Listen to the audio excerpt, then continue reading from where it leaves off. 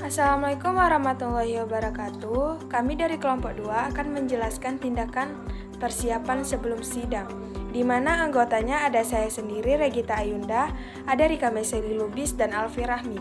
Di sini kami akan menjelaskan tentang tuntutan hak, gugatan lisan dan tertulis, isi permohonan dan isi gugatan, kumulasi atau penggabungan, kompetensi peradilan, dan upaya untuk menjamin hak.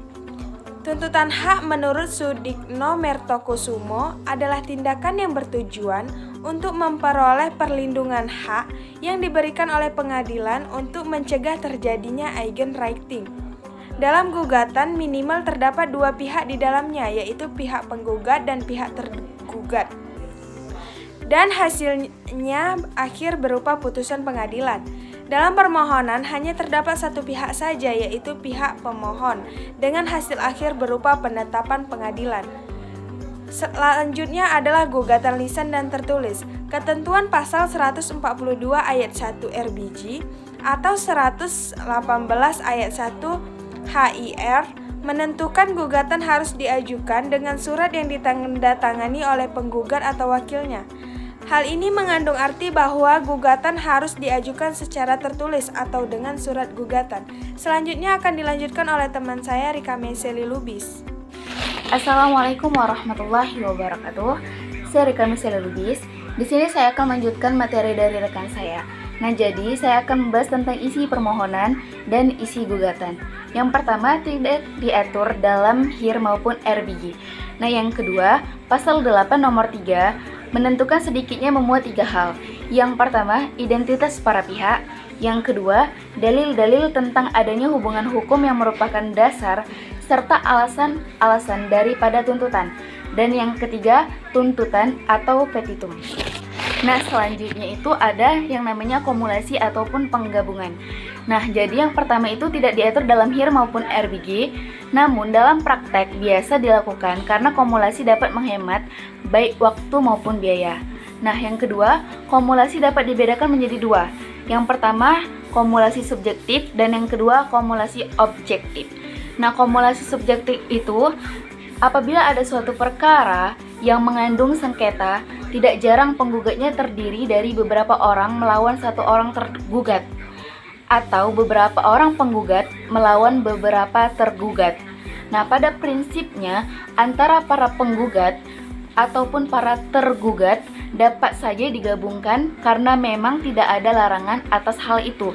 Ini dalam pasal 284 KUH Perdata. Nah, kumulasi objektif itu penggabungan dari beberapa tuntutan atas dalam satu surat gugatan. Nah, pada prinsipnya tidak dilarang dan tidak dipersyaratkan adanya koneksitas antara tuntutan yang satu dengan tuntutan yang lainnya. Kemudian ada kompetensi peradilan. Yang pertama, kekuasaan relatif. Berkaitan dengan daerah hukum, kekuasaan pengadilan yang satu jenis dan satu tingkatan dalam perbedaannya dengan kekuasaan pengadilan yang sama jenis dan sama tingkatannya. Misalnya nih, Pengadilan Agama Muara Enim dengan Pengadilan Agama Batu Raja. Dalam pasal 4 ayat 1 Undang-Undang Nomor 7, Pengadilan Agama berkedudukan di Kota Madia atau di Kota Kabupaten yang daerah hukumnya meliputi wilayah Kota Madia 1 Kabupaten. Penjelasannya, pada dasarnya tempat kedudukan pengadilan agama ada di Kota Madia atau ibu kota kabupaten yang daerah hukumnya meliputi wilayah Kota Madia ataupun kabupaten, tetapi tidak tertutup kemungkinan adanya pengecualian.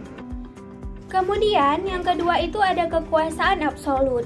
Berkaitan dengan jenis perkara dan jenjang pengadilan, kekuasaan pengadilan yang berhubungan dengan jenis perkara atau jenis pengadilan atau tingkatan pengadilan dalam perbedaannya dengan jenis perkara atau jenis pengadilan atau tingkatan pengadilan lainnya. Misalnya nih, untuk perkara perkawinan Islam itu pengadilan agama, sedangkan non-Islam menjadi kuasa peradilan umum. Selanjutnya ada jenis perkara yang menjadi kekuasaan pengadilan agama atau pengadilan agama bertugas dan berwenang memeriksa, memutus dan menyelesaikan perkara di tingkat pertama antara orang-orang yang beragama Islam dalam bidang perkawinan, dalam waris, wasiat, hibah, wakaf, zakat, infak, dan sedekah, serta ekonomi syariah. Selanjutnya, ada upaya untuk menjamin hak.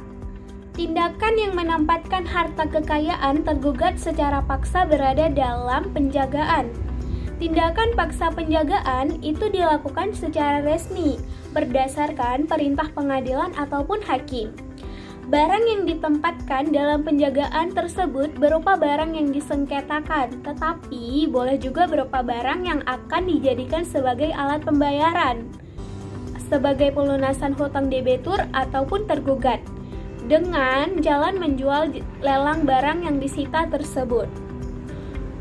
Penetapan dan penjagaan barang yang disita berlangsung selama proses pemeriksaan sampai ada putusan pengadilan yang berkekuatan hukum tetap yang menyatakan sah atau tidak sahnya tindakan penyitaan tersebut.